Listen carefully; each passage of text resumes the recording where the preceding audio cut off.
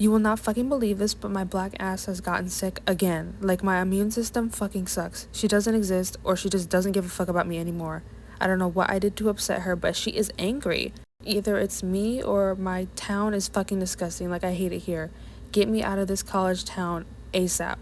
Anyway, I don't think I will ever get over the Ever After High cancellation of the dolls or the show because both were fire. Like, they had some of the best looking dolls I have ever seen for an affordable price. Are you kidding me? Each doll mothered so hard. My good sisters were serving looks, but they girl bossed too close to the sun because they got discontinued. I remember being Madeline Hatter for Halloween in 5th grade, and that's still one of my favorite costumes to this day, even though nobody knew who I was. Like, I had some awkward conversations while door knocking. In regards to the show, the lore was so good. The character and world design was gorgeous. Everything looked so stunning. And one thing about me, I love a divide of characters with some moral dilemmas. Royal or Rebel is a 10 out of 10 concept. I used to take those quizzes and visit the website every day. I was hooked. This is the best version of any grim fairy tale thing I have ever watched other than some Disney movies, but those didn't even have all the characters all together except they didn't until Descendants. We did not need Descendants that bad. The world was 10 times better with only Ever After High. This show should have been on for years. It's a classic. I needed to see how everything ended and more of Briar, my inspiration.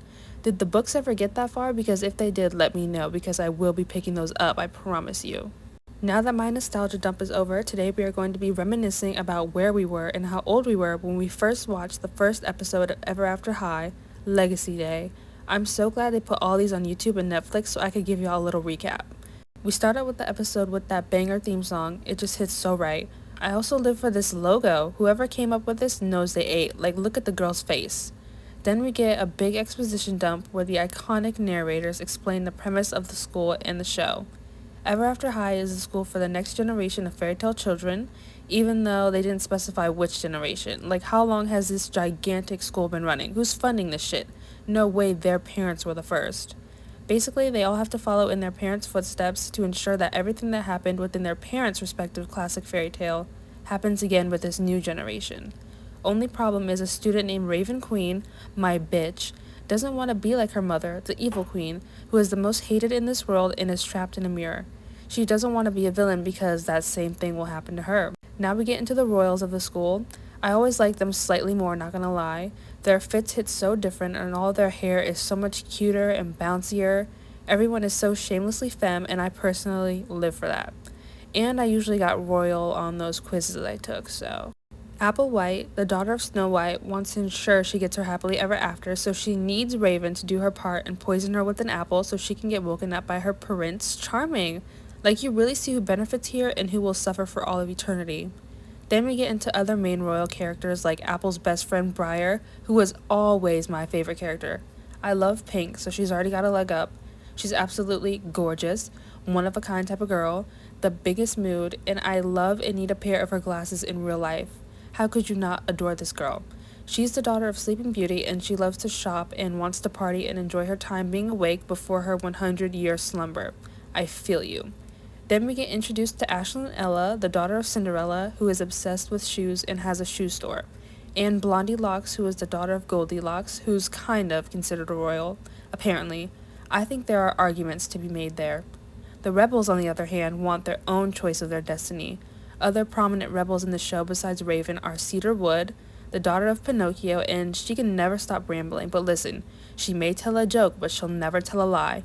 And she's cute. Cerise Wood is the daughter of the Little Red Riding Hood, and she has a secret she's hiding, and she's keeping it under that hoodie. A big, bad secret. Madeline Hatter is the daughter of the Mad Hatter, and she can hear the narrators. She's the only one, and she is kooky as hell. I mean, daughter of the Mad Hatter, what else could you expect from her? Back to the royals, there are 2 Prince Charmings and their brothers, although there is another Charming, but she doesn't get introduced till like way later. That's a whole thing. So for the Charmings, it's not obvious which story they belong to. Dexter is the nerdy brother with the crush on Raven, and then Daring Charming, who is my favorite himbo of all time, and he's just so self-absorbed, such a pretty boy, I love it. He is attached to Apple's hip. He's like Ken, but better, you know what I'm saying? And then there's also this frog guy, Prince, who's from the Frog Prince story, I'm sure. He has a thing for Briar, but like, okay. You're just so... I mean, lost. Ew. Then we get a speed run of tea because these are like 4 minisodes in one episode. So yeah, be prepared for like a bunch of random cutscenes in here. It's gonna sound like I'm skipping stuff, but I swear, like, these episodes are short. So basically, Ashlynn and Hunter, the son of the huntsman, are secretly dating, which means we have a forbidden romance between a royal and a rebel. Yes, forbidden romance is one of my favorite tropes. And then the headmaster has a brother that's apparently locked in a secret library below the school. What? Now we get a mini-sode from Apple's perspective. It starts with Apple getting ready to sign the Storybook of Legends to pledge to following her destiny, but then there's a flashback to the beginning of the school year. The narrators just got a little excited. So Apple and Briar are walking and talking about this year's Legacy Day, while Briar is more focused on the after party. Such a real take. Apple is worried about bad pictures of her being posted online before she becomes queen someday, but Briar reassures her that everyone loves her. She's that kind of popular girl. You want to hate her, but you can't, because look, everyone is just fawning and foaming at the mouth. We love Apple White. Apple goes up to Daring, and he's covering his mouth because he got his teeth whitened, and he can't show people because he'll blind someone, which he ends up doing. Headmaster Grimm said I can't show people because... But your smile is so charming. Well, you know. My eyes! I can't see! He is so unserious. Goldilocks wants to know Apple and Daring's couple tea since she's pretty much the school reporter and has a mirror cast show. She started podcasts, like she started that trend, like we all owe it to her. The reason you see all these podcasts now, Goldilocks' daughter did that, period. But then Apple admits that her and Daring are technically not a couple, they just act like a couple. So Apple basically claims that they aren't officially a couple because they have to wait until he wakes her up from true love's kiss, of course, which, if you know, you know. Then Goldilocks gets blinded by his teeth. Karma for being nosy, I guess. Quick transition to the dorm room, and Apple has a surprise for her roommate, which turns out to be Raven. Apple gifted her an evil throne, a crown, and a mirror, which, yikes. She hears Raven's voice, and then Apple tells Briar to leave so Raven doesn't think she had any help with setting this up. So Briar fucking jumps out the window. She is way more chaotic than I remember. Turns out Raven was supposed to be rooming with Maddie, but Apple said not anymore. Cut to Daring looking at himself in the mirror as always, and Briar falls into his arms. Like, I literally cannot right now. Then he drops her to go back to looking at himself, but Briar wants to go again, and then he prepares himself. Like, I don't know what's going on, but good for them, seriously. At least they're having fun. After some time, Apple and Briar are out in the town to go visit Ashlynn, who wants to go on a nature hike because she likes to connect with what really matters. Until she gets a shipment of 300 shoes. Relatable, queen, I'm sorry. I mean, you gotta do what you gotta do. A clock tower bell rings, and it's time for the Legacy Day rehearsal. So here's the rules for the Storybook of Legends. A magical key appears, you insert it in the book, and you declare your oath to follow your destiny, and then you sign it. Apple excitedly wants to go first, and then it's Briar's turn to announce herself and do her pledge in the most iconic way. Mom's footsteps and sleep for 100 years. But before I do, I'm gonna live every minute. Friday night, we're gonna blow the roof off the place. Next! Then Daring goes and he just starts boasting about himself. Then it's Raven's turn, and instead of finishing her oath, she asks a question that jumpstarts this whole show. She was just wondering what would happen if she, didn't take the pledge and didn't want to sign. Apple is shocked, like she is gagged, because Raven has to sign or else Apple won't achieve her happy ever after. The headmaster tells Raven to forget that idea, but then she runs off instead. Apple went to the Enchanted Forest to go cry about it, and then we get a Headmaster Grimm jump scare. Hello? He says Apple should keep an eye on Raven and that they should all have to follow their path to keep the world safe. So he pressures Apple to do whatever it takes to convince Raven to follow her destiny. Ooh, interesting. Now we get Raven's POV from that day. So we start off on Legacy Day. She's doing her pledge and stumbling on her words, and Apple's like, get it out, babe, hurry up. And then the narrator cuts it and we rewind back. So Raven and Maddie are walking towards the entrance of the school, and Maddie wants the narrators to quit arguing for once. Wow, like people in Wonderland are just so unique, so special. Raven gets it off her chest that she's sick of everyone thinking and wanting for her to be evil just because her mom is. Like, yes, girl, clock it. We have another moment where the besties say Everyone at school loves you, and this time it is the opposite reaction of Apple. People fear Raven. Everyone just runs away. Maddie's alarm goes off, and apparently that means it's tea time, so Raven lets her do her own thing and make her own little tea party with her mice friends, and she just walks off. So we cut to lunchtime, and now Raven is sitting by herself in the cafeteria until Dexter comes over, and he tries to give her compliments, but it goes so badly. He's just a little awkward like that. Unpopular opinion, but I think he's cuter than Daring. I love a nerd that looks cute with glasses. I'm sorry, it's my weakness. She jokingly warns him that you'd have to be pretty daring to sit with someone so evil, and then we get this awkward ass moment. No, Raven, I'm Dex. Dexter Charming. Daring's my brother. Apple goes to say what's up to Raven, except the bell rings, and Apple has to get to her Good Kingdom Management class, and Raven has to go to her History of Evil Spells. Love the little details there.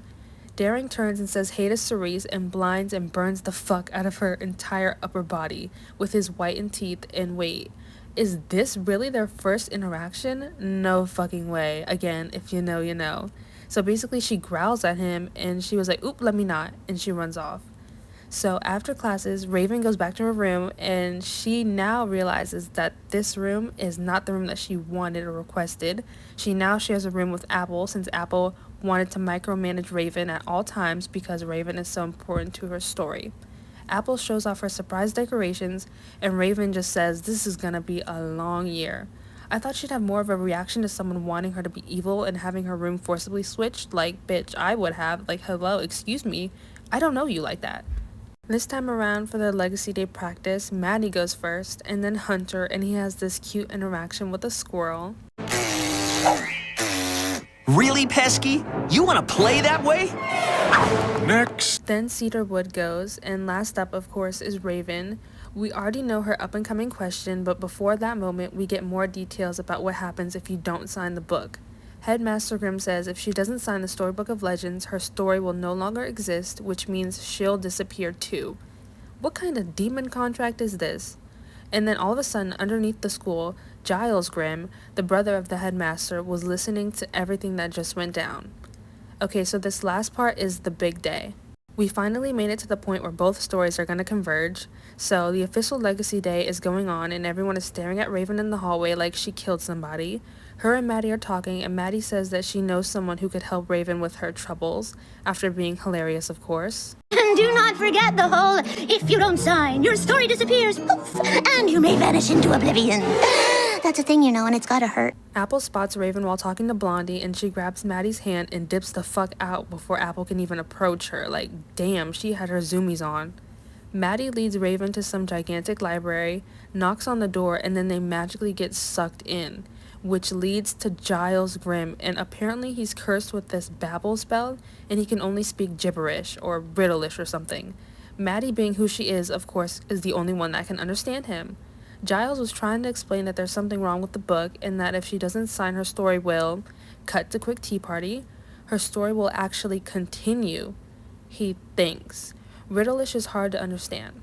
Legacy Day is here, and Apple White walks up to the podium with birds on her arms because she is the daughter of Snow White after all, and she does her pledge. So again, she takes the key, sees little bits of her future, and she signs the book. Now it's Raven's turn, and the vibe gets all dark and ominous. Oh, I love it. I'm living for this. Raven is announcing herself, and she takes that key after hesitating, and then she sees her version of the future, reaches for the quill to sign, and she claims she's going to write her own destiny and her own happily ever after. She closes the book. The mirrors shatter. Everyone is gagged, except for the rebels. They are fucking with her fight for power energy. Mad respect. And she's still here, and she didn't disappear, which means that Grimm lied, but Apple is only focused on how Raven is being selfish.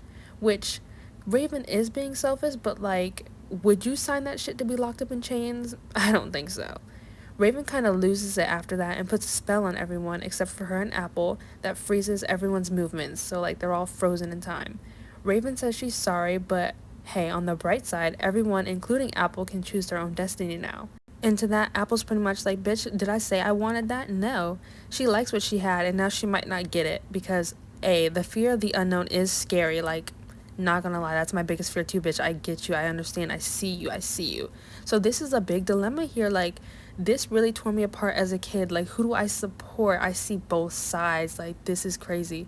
So then Raven unfreezes Maddie, and that's a bestie right there. Maddie is so happy. Like, she is such a good friend. She is supporting Raven through thick and thin. And then Maddie interrupts the narrators one last time as Apple runs off crying.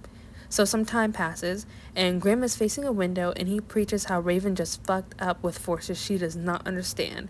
And then we end this episode with the evil queen's laughter being heard from the mirror, which, why does the headmaster just have that mirror in his, I'm assuming, office? I don't really know where this is, but like, why do you have that? Why is it out? Why isn't it locked up somewhere? Very interesting, Headmaster Grim. So yeah, that's basically how the episode ends, and oh my god, as a kid, I remember this shit like it was yesterday. Like, this was so good. This is drama. This is like peak fairy tale stuff right here. I'm telling you, this show is a classic. She needs to be in the history books. Everyone needs to study this shit. It was so amazing, and I remember the other episodes just as good. I remember the Throne Coming, is that what it was called? Where they had that little dance. Oh, it was so good.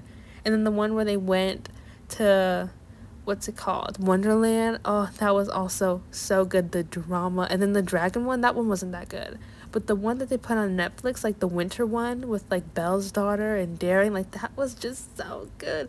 The nostalgia is really pumping through my veins right now.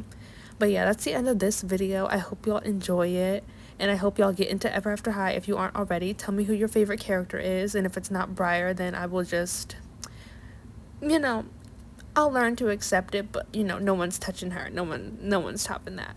But yeah, I hope you enjoyed the video, and I hope to see you next time.